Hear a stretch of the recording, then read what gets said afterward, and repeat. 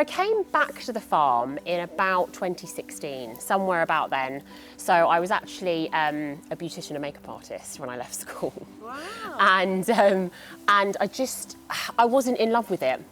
And I've always worked on the farm like part-time and throughout my childhood and stuff. And so I then did one lambing with Dad and was like, I don't want to go back to doing that. And so and I think growing up, I never saw it as a career. There wasn't loads of women doing it as a full career. And I just thought, oh, I'm not sure I'm cut out for that. And then, yeah, for one reason or another, I just jumped into it. Good girl.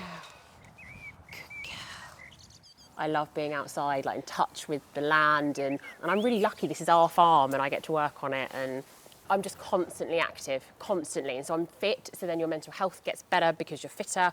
Face this way.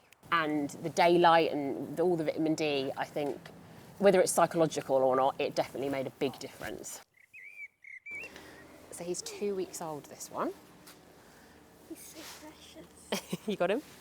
When we open to the public, people sort of say, oh, do you get lots of, unruly children and it's all kind of chaos? And it's really not. They're just so engaged, they so love it, they're so wanting to come back, every day of their school holidays to see it, which is really, really nice to see. And I think it's obviously like lovely for the parents as well, because they get maybe calm kids for a few hours and stuff.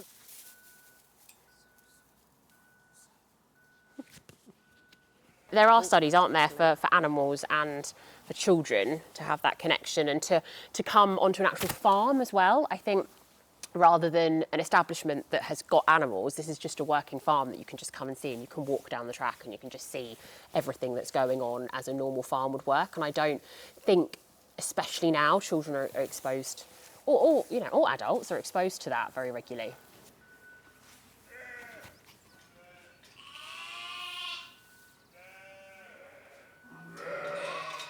Do they escape? Yeah. So, we have to have very good fences and very good, like if they're set in yards and stuff, they will find a way to get out and explore. And they don't really know that they're doing that. They're just they might be scratching and then it's opened a gate and then off they sort of go and out they go. The lambs, and up to about a year old, are very mischievous.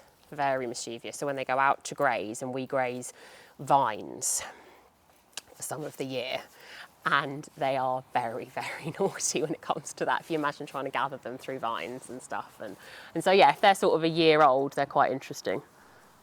I do think certain breeds of sheep only think about food.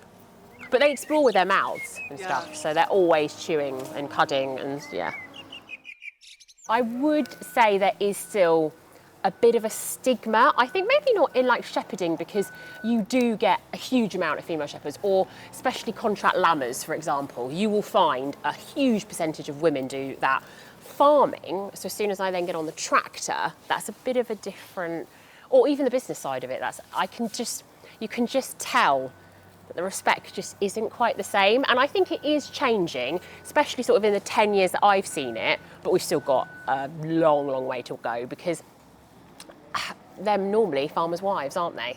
Which is fine, and I think the farmer's wife really does do, and this is the backbone of most farms, but you rarely see the actual farmer being a woman. And I think, I've definitely always got my dad to sort of back me up on that, but I do think we have got a bit of a way to go in that respect.